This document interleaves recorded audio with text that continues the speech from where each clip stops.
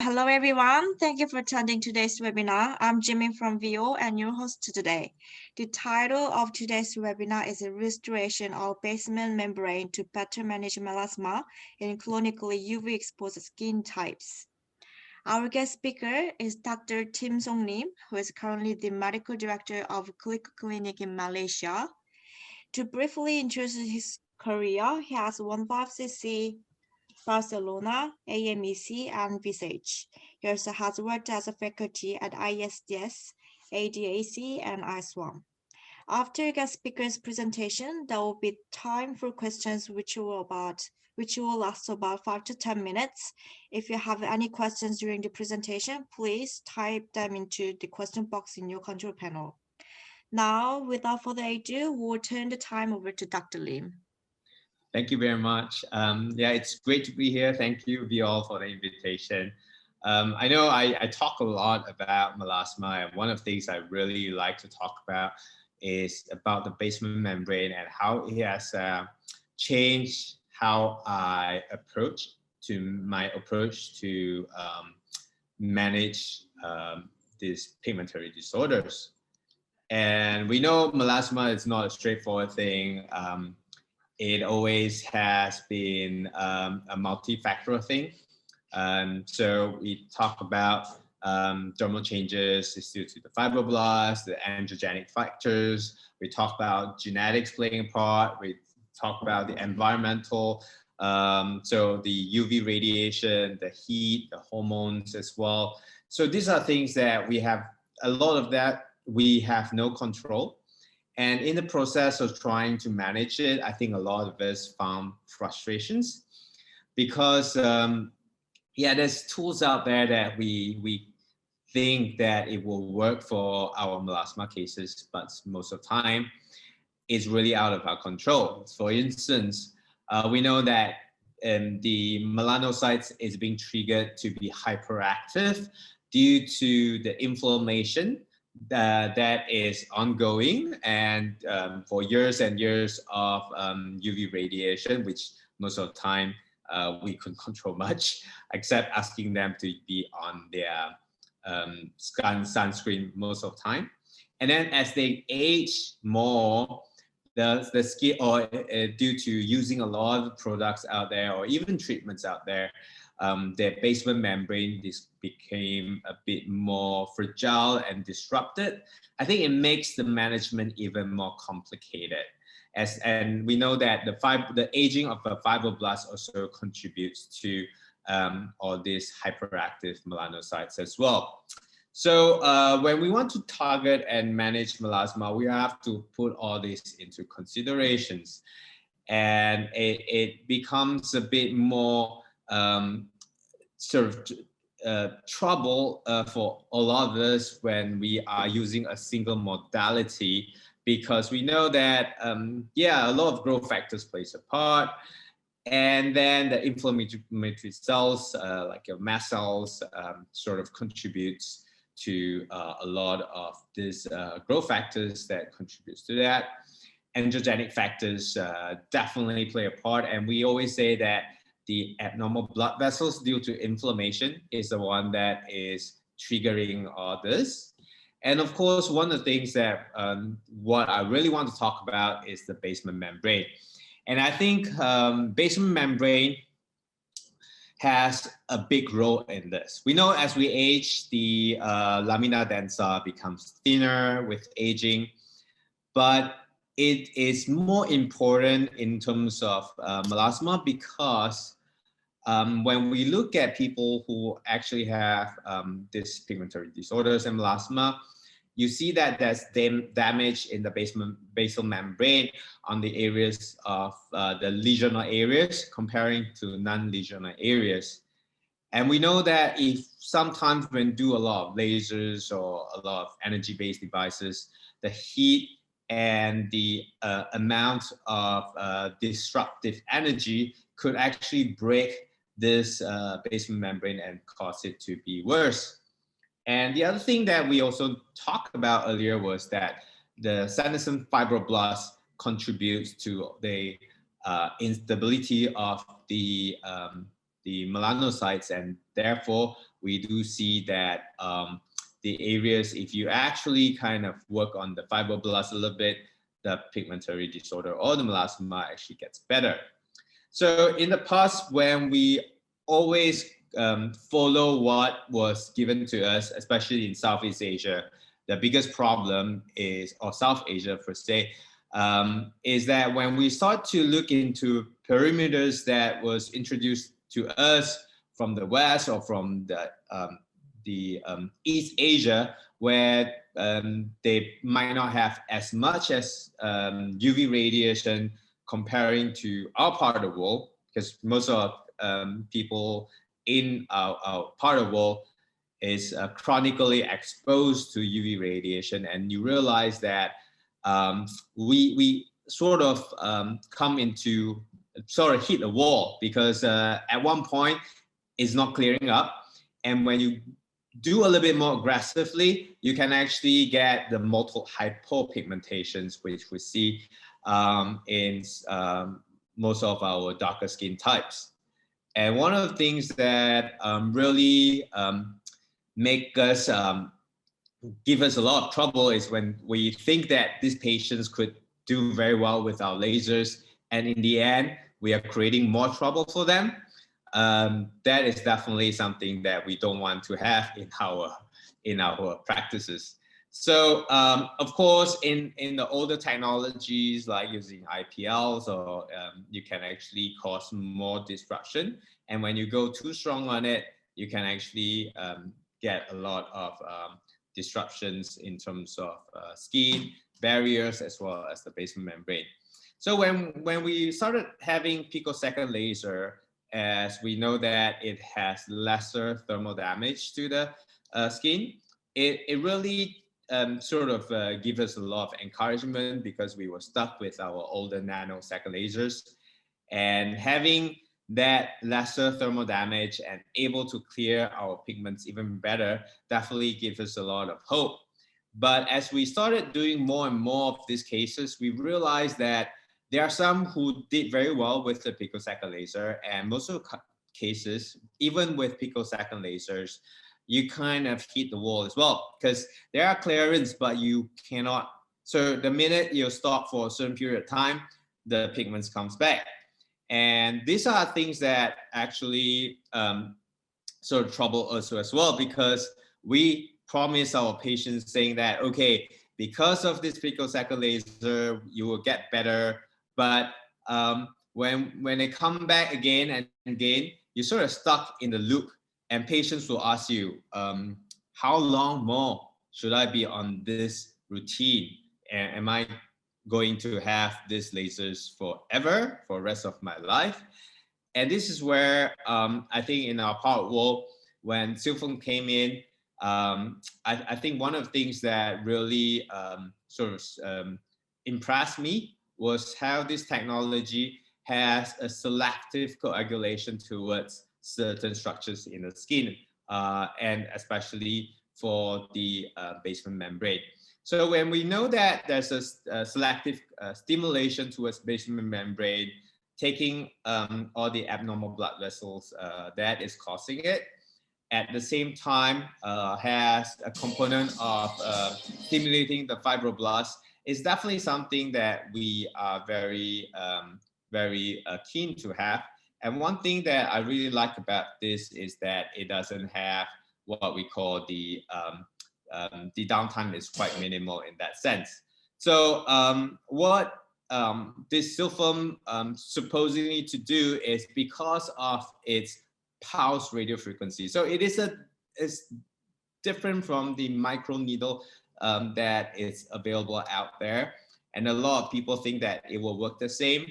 But for me, I think this has its definite edge, because of the pulse radio frequency, that you can sort of stimulate in such a way without causing the damages that you see with a continuous wave, continuous radio frequency that you see with other microneedle devices. So with that pulse form, because that is going on small pulses, it just kind of stimulate rather than destroying or creating too much heat on the skin area, as we have seen in the histological findings that it does sort of stimulate and improve the basement membrane um, after the silphone treatments. And you also see in the microscopic findings as well. And this is one of the paper came out with the group by Tingsong Lim and the whole group that realized that this can actually work on refractory melasma using this microneedle pulse radio frequency. How I see that it contributes to our practice, especially those who are chronically exposed to UV radiation from very young age, is that this microneedle pulse radio frequency acts to restore back the degenerated basement membrane. It eliminates the abnormal capillaries that is contributing towards the hyperactivity of our melanocytes. At the same time, because of its pulse form and its radio frequency, it does rejuvenate the fibroblasts without causing too much of damage to the other parts of the other structures in the skin as well. And when we first started sort of playing with this device, is we look at all the cases that we have and start them only on silphum, and to see how much of improvements when they only use silphum alone. And we saw that when people do silphum, that the skin quality is improved. I think it's due to the fibroblast stimulation. At the same time, it also calms the skin down because you're taking a lot of this abnormal capillaries away. I think it sort of calms down the inflammation that's ongoing. And at the same time, it reduces the redness that is happening with the patients. So one of the things that was very interesting for us is that not only that we see that the redness goes away, the pigments sort of reduce a little bit, there seems to be some Fermi effect that we like to see, especially on the areas that, for instance, the forehead and also the upper eyelid, which we generally do not have much of devices that we actually work on it. And those, because the silphum doesn't have downtime and generally a bit of redness, and they generally can go back to their normal routine. I always like to use silphum as one of my base to kind of help improve the skin quality and helping patients achieve that kind of skin improvement or skin rejuvenation that's there. The other thing that we also noticed that is also the pore size has decreased.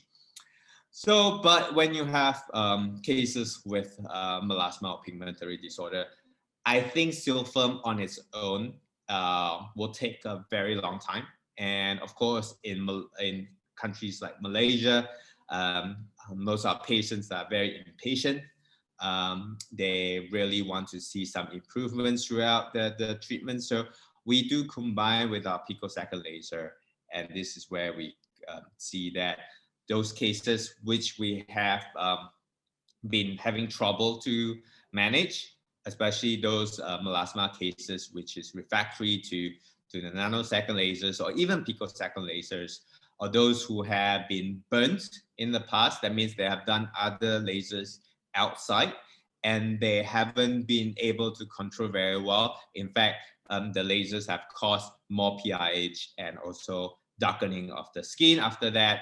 And the other ones are actually those who are on a lot of different skin cares and also medicated creams that causes the skin to become a little bit more irritated. And those we see benefit from a combination of silphum and also picosecond lasers. These are some of the cases that I am showing. This is one of patients who have done nanoseconds in the past with a little bit of hypopigmentation, as you can see over here. And what we have done is that by using picosecond lasers together with SYLFIRM, you can control the hyperpigmentations at the same time to restore back the skin quality, so the hypopigmentations is not so obvious. And we also work on those superficial, those mixed pigmentary disorders where they have superficial and deep dermal pigmentations that you can actually sort of fix it together. At the same time, trying to minimize the harm, because most of the time when we actually try to do a bit more aggressively, I think what we can cause is more deeper PIH that's it's forming while clearing up the superficial pigmentations. And if you can notice in this photo as well, that the skin quality is way better. Even the pores has improved, and also there seems to be some firming along the way. This is without any other devices that helps in terms of firming. And this is one of the cases I generally bring up. Is one of clients who have done lasers long time ago. I think she claimed it was an IPL. And what happened was, after the few sessions of IPL, the pigmentations became worse, and she had it for about 4 years. That she was actually having social embarrassment. She couldn't go out. She was actually very depressed. And finally, she found us, and we managed to help her with the combination of picosecond lasers together with SYLFIRM.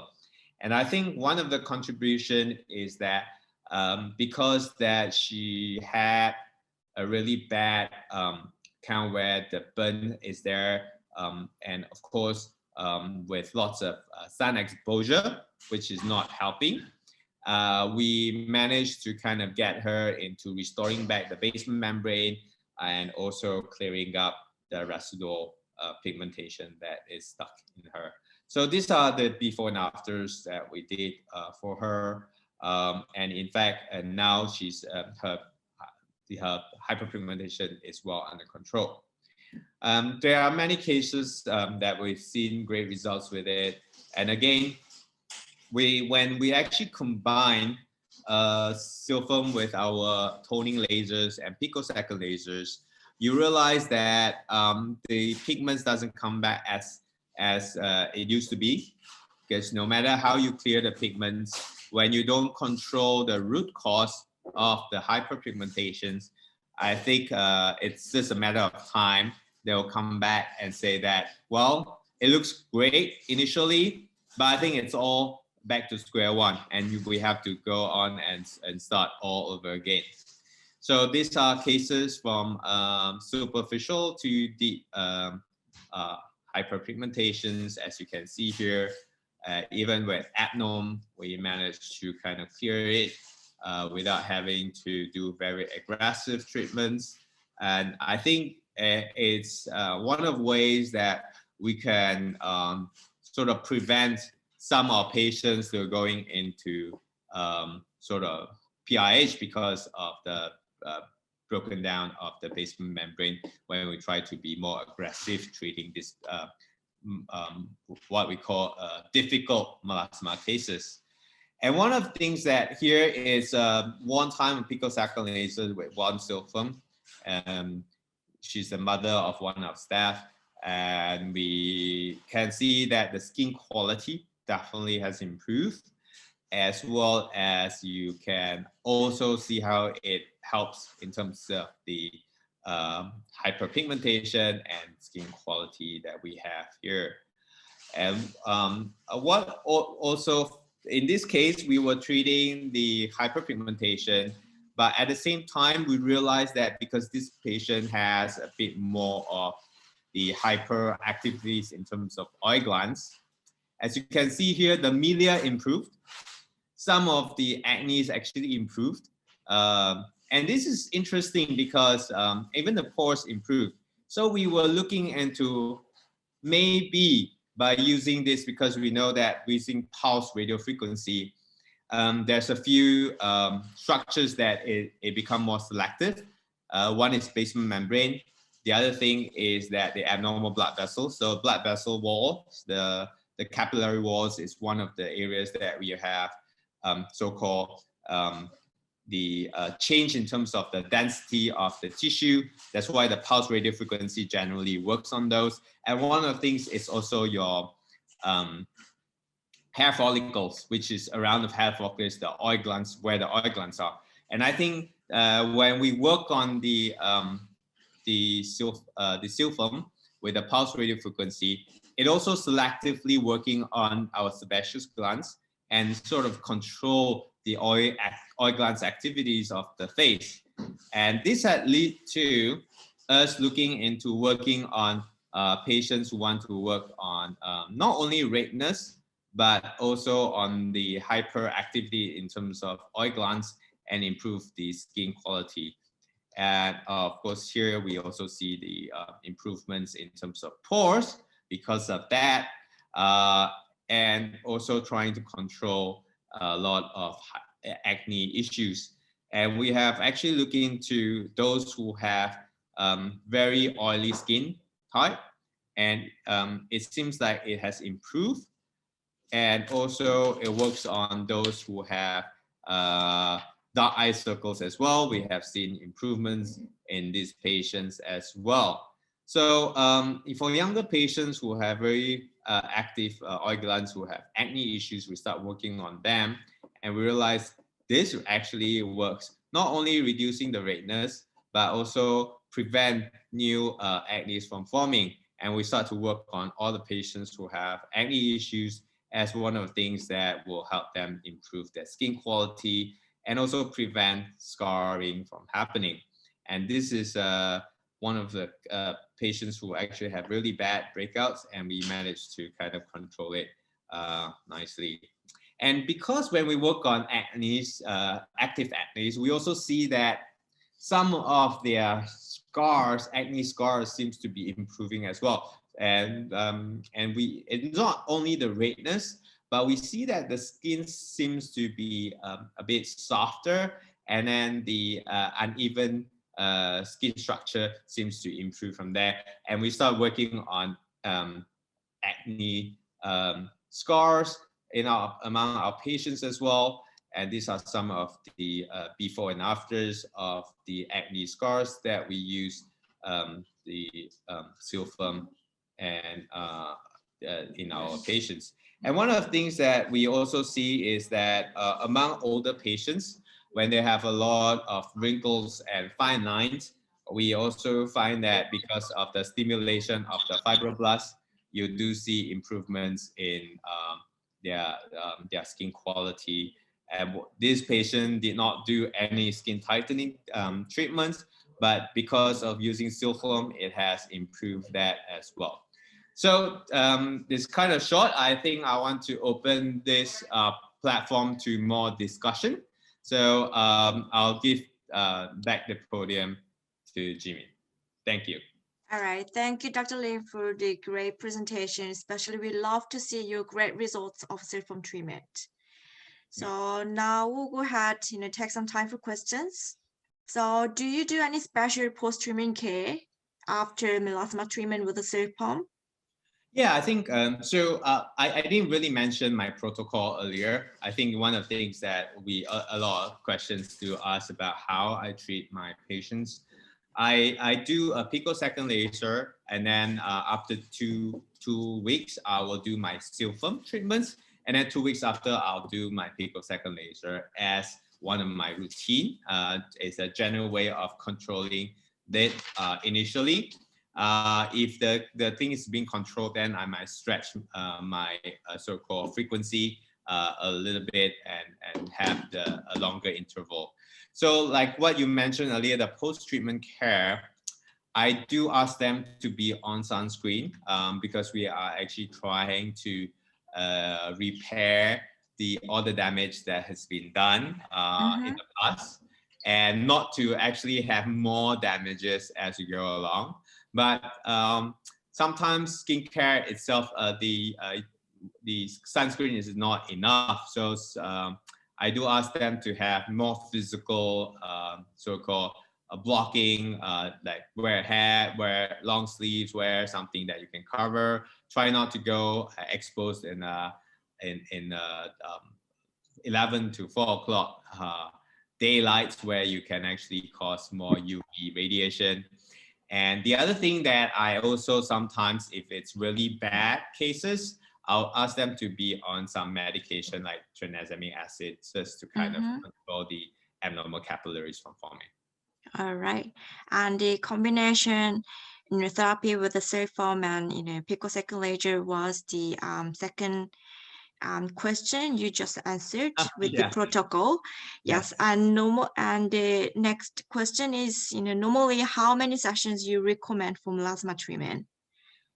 I would suggest, that's a good question. I normally suggest, from what I've seen in our patients group, I would say the basic is at least 6 times of picosecond laser together with 6 times of SYLFIRM.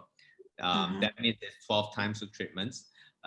If they are really bad in terms of, it seems like it has been, the basement membrane has been really damaged. You can see that it's a whole big patch of melasma. I would suggest them doing a bit more frequently initially. And then sometimes I also ask them to be on medication immediately. But if time permits me to they can come for treatments, I'll still advise not to do on the same day. That means don't do picosecond laser and SYLFIRM on the same day, but stretch it out. So one of the questions that I think people will ask us as well is, which one do I start first? Actually, you can start whichever you want, but I generally like to start with picosecond laser because at least they see some improvements initially, and work on the SYLFIRM 2 weeks after, and then pico and SYLFIRM. All right, and the next one is, I know melasma is difficult to treat, but generally, when can the patient see some improvements? I would think that that's a good question as well, as you mean. I think most patients will see some improvements at least on the second or third rounds of treatments. What I also tell them is that the clearance that they normally see from it's actually because the picosecond laser sort of clears the pigments away a little bit.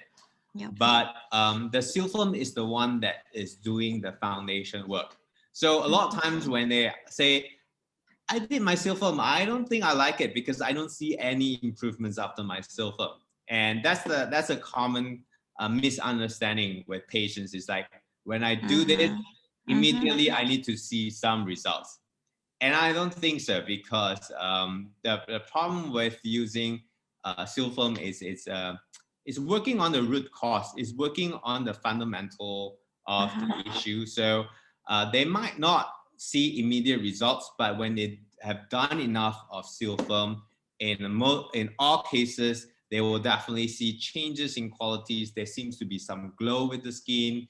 The pigment seems to be in a better control compared to earlier. And I think these are things that we can always kind of hold their hands and reassure them. And for me, generally, if they're done about, say, 4 times of SYLFIRM and 4 times of pico, definitely they will see some improvements, lightening of pigmentations, the redness is gone. And also it seems like you can stretch a bit of your treatments without having the pigments coming back so easily. And I think that is where you kind of want to sort of have a cut.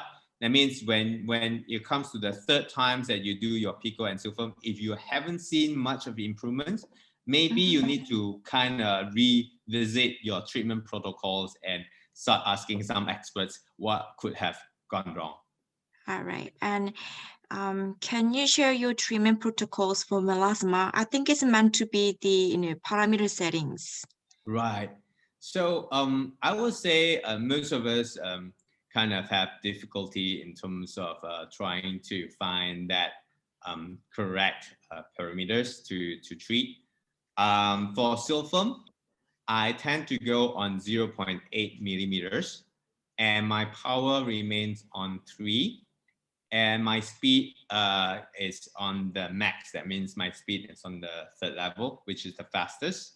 So I think, because when we first started trying out with 1.5 millimeters, what happened was some of patients seems like the skin became a bit darker.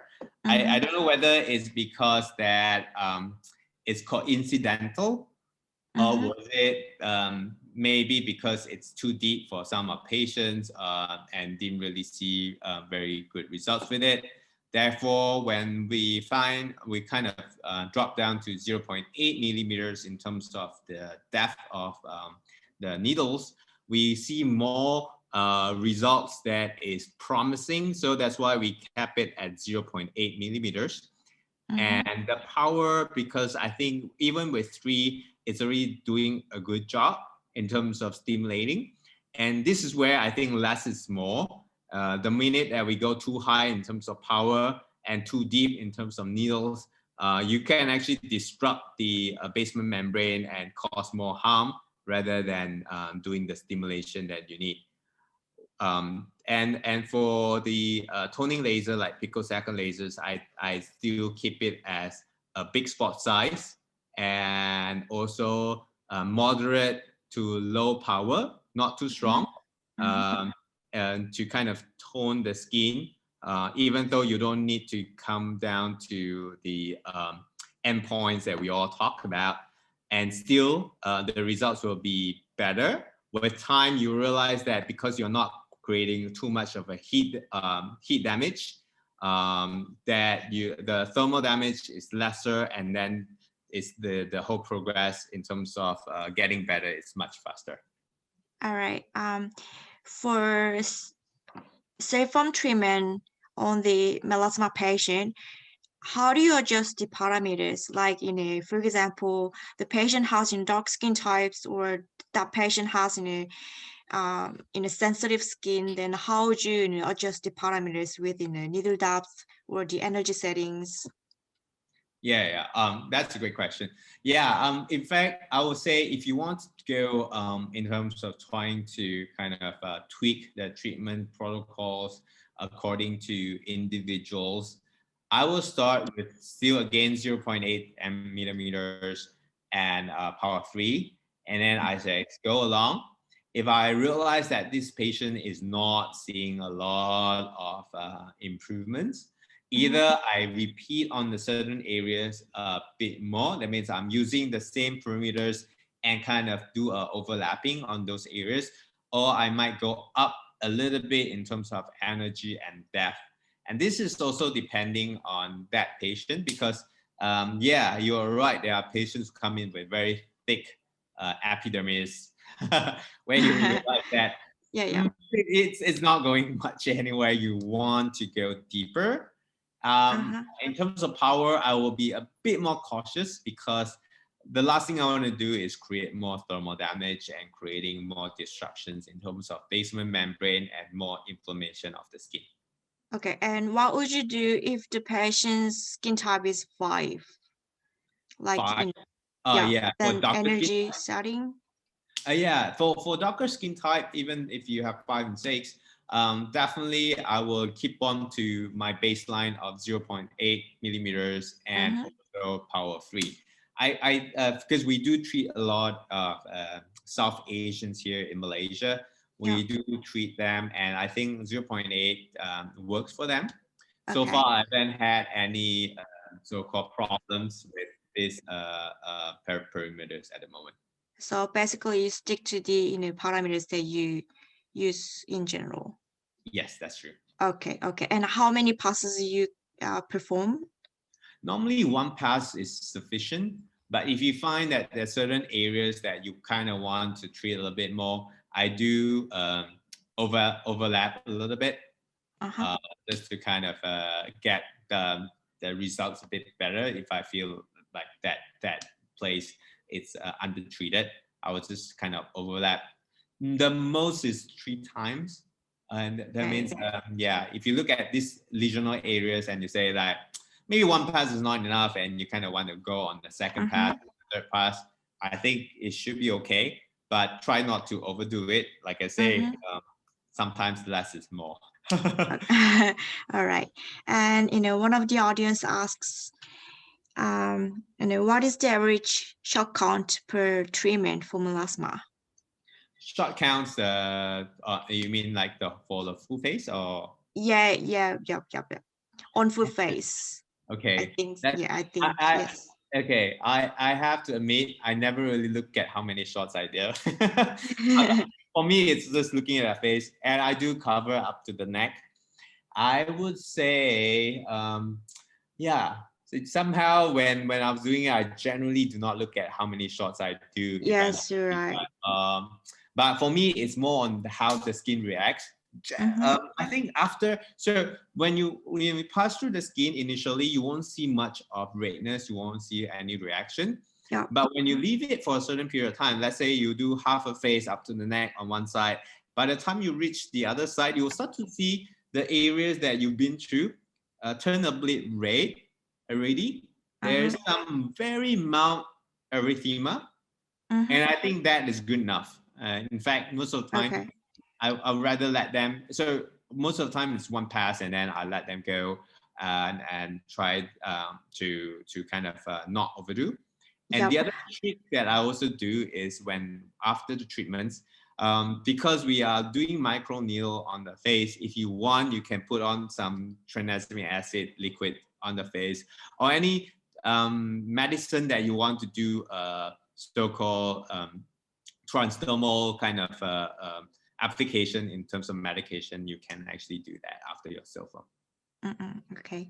And can you explain about the mechanism of selective coagulation and how does it differ from continuous waves? Right. Okay. This is another thing that is very interesting.